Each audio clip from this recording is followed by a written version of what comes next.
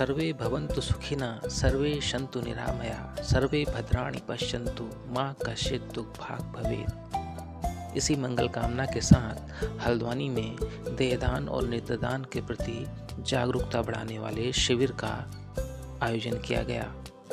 अनमोल संकल्प सिद्धि फाउंडेशन की ओर से आयोजित इस कार्यक्रम में बतौर मुख्य अतिथि सुशीला तिवारी अस्पताल के senior eye surgeon doctor GS तिथियाल और देहरादून से आई एनाटॉमी विभाग की डॉक्टर वंदना शामिल रही। कार्यक्रम के दौरान बड़ी संख्या में बुजुर्ग और मातृशक्ति मौजूद रही। इस दौरान लोगों ने नेत्रदान और देहदान के प्रति अपने मन में चल रही तमाम जिज्ञासाओं को डॉक्टर्स के सामने रखा।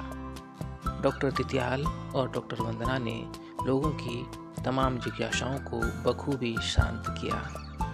उन्होंने लोगों से अपील की कि वह न केवल अपने परिवार बल्कि समाज के दूसरे लोगों को भी नेत्रदान और देहदान के प्रति जागरूक करें। इस दौरान युवाओं की कमी ये साफ कर गई कि अभी भी हमारे समाज में नेत्रदान और देहदान के प्रति जागरूकता में भारी कमी है।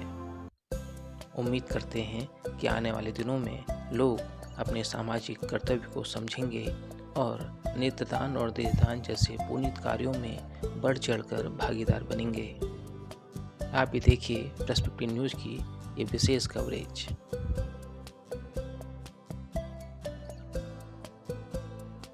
देहदान और नेत्रदान के प्रति लोगों में जागरूकता बढ़ी है। इसी का नतीजा है कि अब लोग हल्द्वानी के अधिकतर लोग देहदान और नेत्रदान के लिए आगे आ रहे हैं। इस वक्त मेरे साथ नवाबी रोड के रहने वाले जोशी दंपति मौजूद हैं, जिन्होंने आज इस शिविर में देहदान और नेत्रदान का संकल्प लिया है। सर, सबसे पहले तो बहुत बहुत स्वागत है आपका।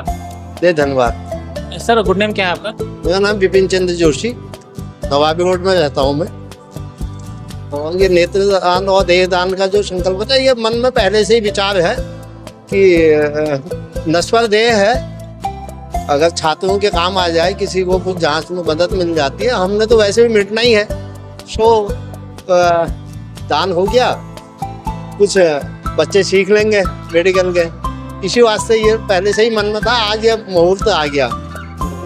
नेत्रदान तो देखिए बहुत से जगहों पे होता है और कर भी रहे हैं लोग, और बहुत आसान सा लगता है लोगों को कि ये आफ्टर डेथ हमारी आईज कहीं लग जाएगी, पर बहुत से लोगों को ये नहीं मालूम है कि बॉडी का यूज़ क्या है हमारी। तो बहुत से डर के हमारे लोग नहीं देते बॉडी कि हमारी कहीं काटापीटी होगी या करेगी। पर जहाँ तक अभी आज हमारे जो डॉक्टर साहब आए थे बीच में बैठे हमारे, उन्होंने लोगों को अवेयर कराया। उन्होंने बताया कि ये बॉडी लोगों की शिक्षा के लिए काम आएगी। कितने बच्चे यहाँ स्टूडेंट्स, मेडिकल स्टूडेंट्स आपके स्पेशलिस्ट बन के जाएंगे हमारी एक बॉडी के यूज़ से।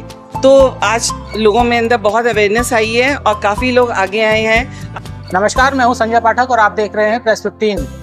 मानव जीवन में दान का विशेष महत्व है। दान के स्वरूप और प्रकार भी अलग अलग होते हैं, लेकिन दो दान ऐसे हैं जिनका बेहतर समाज के निर्माण में अहम योगदान होता है। वो दान है देहदान और नेत्रदान।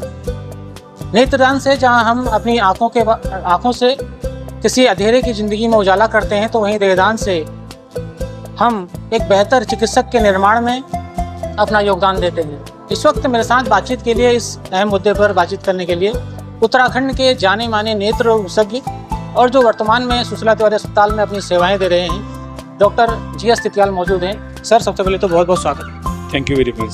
सर, ये बताइए नेत्रदान क्यों जरूरी है?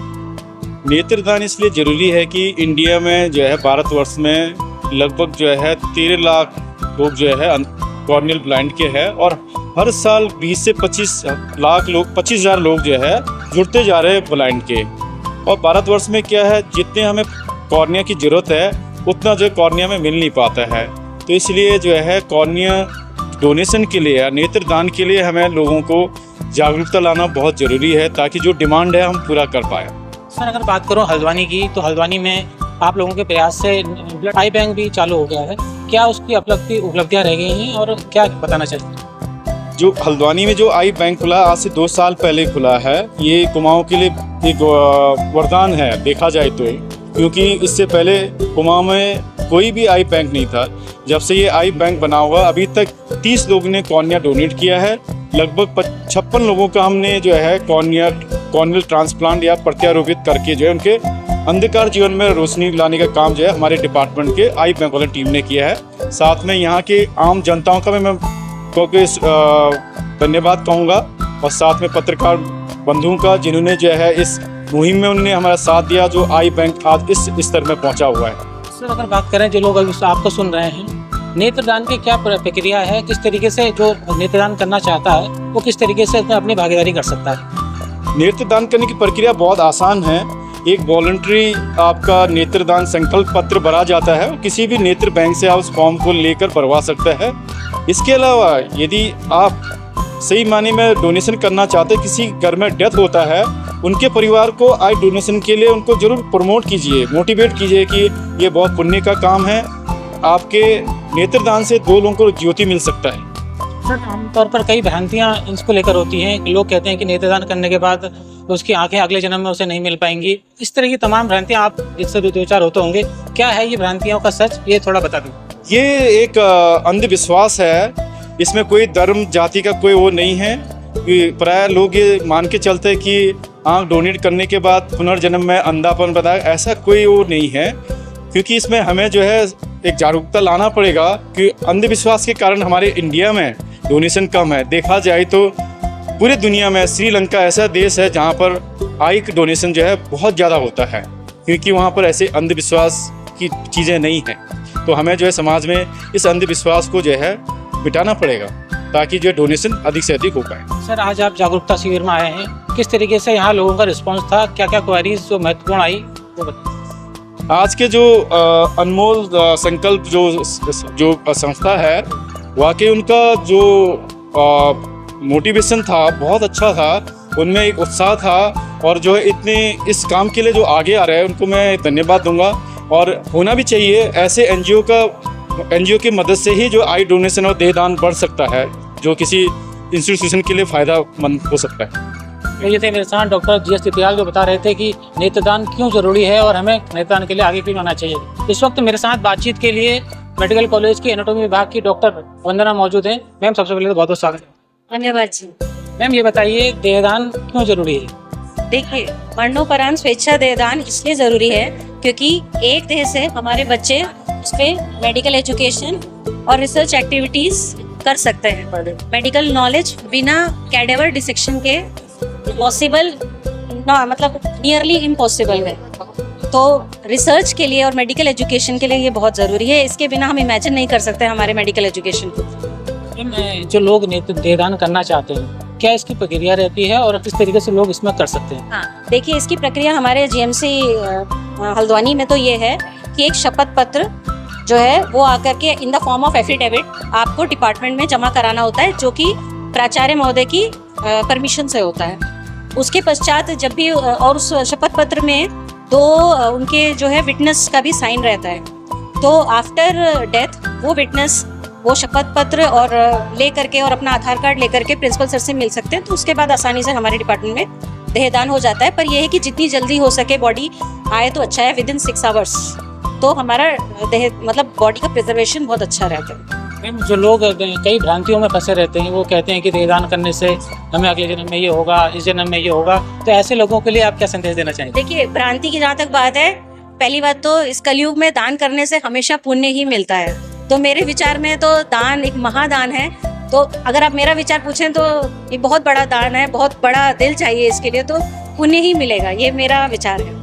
मैम अगर बात करो हल्द्वानी के लोगों की, तो यहाँ किस तरीके का रिस्पांस अब इस दिनों में आपने देखा है? देहदान के प्रति लोग कितने जागरूक हो रहे हैं या अभी भी जागरूक होने की जरूरत है? देखिए, इन द रिसेंट ईयर्स पिछले कुछ सालों में तो देहदान अच्छा बढ़ा है, लोग काफ़ी जागरूक हुए हैं। और जैसे कि मैडम लोगों का NGO का है, इस तरह से इन ऐसी एक्टिविटीज़ से तो और जागरूकता बढ़ रही है। तो हल्द्वानी में रिस्पांस अच्छा हुआ है और अच्छा हो, इसकी हम कामना करते हैं। ये थी मेरे साथ डॉक्टर वंदना, जो बता रही थी कि देहदान का महत्व समाज के लिए कितना जरूरी है। इस वक्त मेरे साथ बातचीत के लिए अनमोल सिद्धि फाउंडेशन की अध्यक्ष सुचित्रा पंकज जायसवाल भी मौजूद हैं। आइए उनसे बात करते हैं। मैडम सबसे पहले तो बहुत बहुत स्वागत है आपका। धन्यवाद। मैम आपने ये जागरूकता शिविर लगाया है, वर्षों से आप ये काम कर रही हैं, क्या देख रही हैं कितना समाज में बदलाव आया है और आप लोगों की जो कोशिश है वो कितनी रंग ला रही है? मेरे ख्याल से जागरूकता तो पहले से बहुत आई है यहाँ, क्योंकि लेकिन लोगों के मन में एक डर अभी भी है कि ये कैसे होगा। हिंदू मान्यता के अनुसार हमारा क्रियाक्रम जरूरी है और हम सोचते हैं बिना क्रियाक्रम किए हमारे आत्मा को शांति नहीं मिलेगी।